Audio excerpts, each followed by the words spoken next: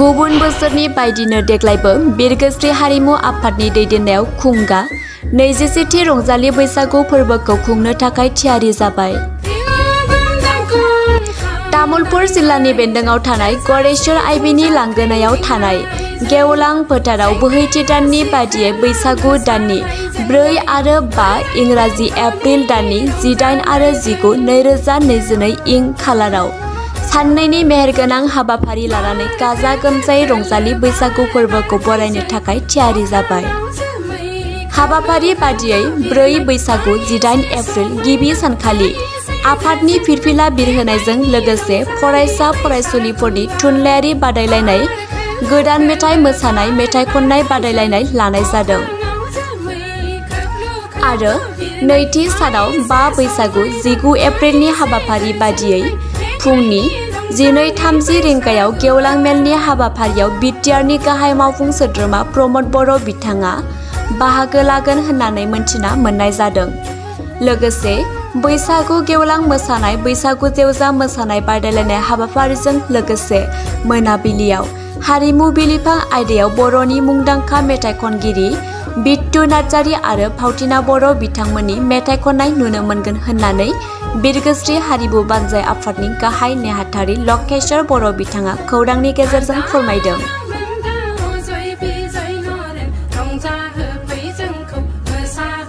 गरेश्वर बिरगोस्रि हारिमु आफादनि खुंगा 27थि रंजालि बैसागु फोरबोखौ फैबाय थानाय बैसागो दाननि 4 आरो 5 तारिखै आरो एप्रिल मासनि 18 आरो 19 खालार खालि लानायनि थाखाय थि खालामनाय जादों।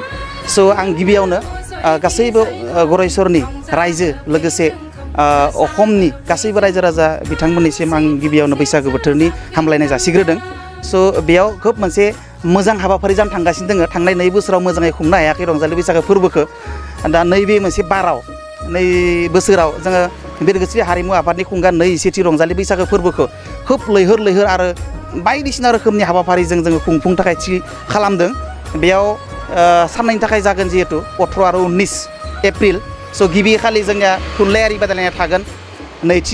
नैथि सानखालि बैसागो बादायलायनाय, बैसागो हानजा बादायलायनाय थागोन। आरो बेयाव जोङो ओनसोलनिनो माखासे राजखान्थि दैदेनगिरिजों लोगोसे थुनलाइनि दैदेनगिरि बिथांमोनखौ जोङो आलासि महरै लिंदों। स' गासैबो रायजो राजा गरेश्वर ओनसोलनि मानगोनां रायजो राजा बिथांमोनखौ जोङो बे हाबाफारियाव मोनफ्रोमबो हाबाफारियाव जोङो फैनानै जोंखौ बाहागो लाफैनो थाखाय बा हेफाजाब खालामनो थाखाय जोङो खावलायहरदों। बैसागो मोसानायनि अनगायै मा बैसागो मोसानायनि अनगायैबो जोङो गिबि सानखालि मोनसे खोब गोनां मोनसे हाबाफारि लाखिदों।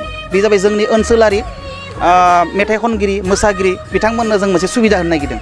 बिथांमोनखौ जोङो गासैखौबो ओनसोलनि कालसारजों रिलेटेड मानसिफोरखौ जोङो लिंनानै बेयाव पारफरमेन्स खालामगोन गिबि सानखालि। लकेल सिंगार, लकेल आरो सिंगारल' नङा, थुनलाइजों सोमोन्दो थानाय जायखिजाया मानसि आर्टिस्टफोरखौ जों लकेल आर्टिस्टफोरखौ लिंनानै बेयाव जोङो पारफरमेन्स खालामहोगोन। आरो बेजों लोगोसे जोंनिया थुनलाइखौबो जों गाराखै। बैसागो बोथोर होननानैबो जोङो थुनलाइ बादायलायनाय, खन्थाइ आवरायनाय बादायलायनाय बेखौबो लाखिदों। आरो मोनसे इन्टारेस्टिं जों मोनसे माबा लाखिदों, हाबाफारि लाखिदों। बे जाबाय गिबि सानखालि एसे 6टासो 5टासोनिफ्राय जों मोनसे खन्थाइ आड्डा लाखिदों।